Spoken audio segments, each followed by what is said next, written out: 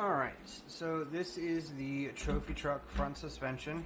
I was able to get 2 springs, 2 shocks for the dampers, so you can see that it is dampened. I do need to move it down 1 stud for it to be a little bit more effective.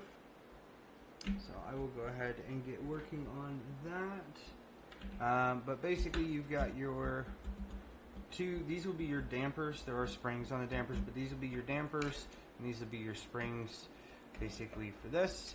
Scott caster, kingpin inclination axis, dynamic cambering, all of that. But this will be the front axle for the trophy truck.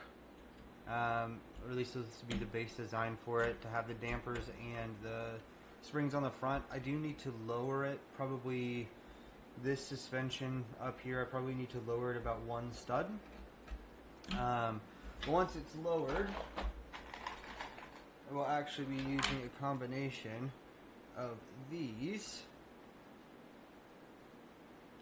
probably something like that, for the live rear axle. So I'm going to go ahead and get this pulled up real quick. 6s might actually be better.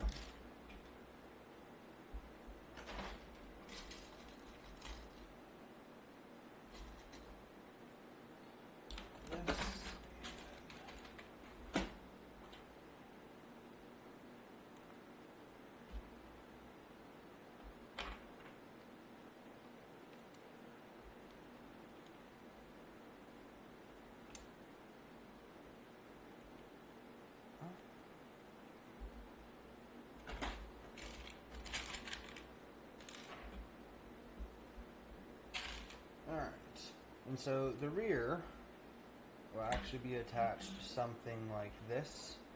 Oh, I'm not even showing the camera. Derp. But the rear will be, the rear live axle will have suspension, be similar to something like this, where this is basically sitting on a line.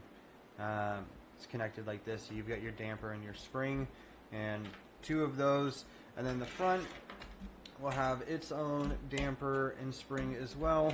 It will be 4-wheel drive, but it'll be open differential for the trophy truck, at least for the front axle. The rear axle is most likely actually going to be a lock differential. I'm not 100% sure yet, but that's the way that I'm leaning, is a locked rear axle, and the front will be open for the trophy truck. But this is basically the design right here. I'm going to have to lower this about 1 stud, but once I do that, I should have the right clearance, because right now there's already a slight, I don't know if you can see either of those sides, there's already a slight negative camber, and when you put load on it, it's going to be even more negative, and it's not going to really give a whole lot of travel. So I want it to basically sit. Once it's got load on it, I basically want to sit where it's at, which means I need to drop it down a little bit. But all in all, it's basically, front axle is good to go for right now.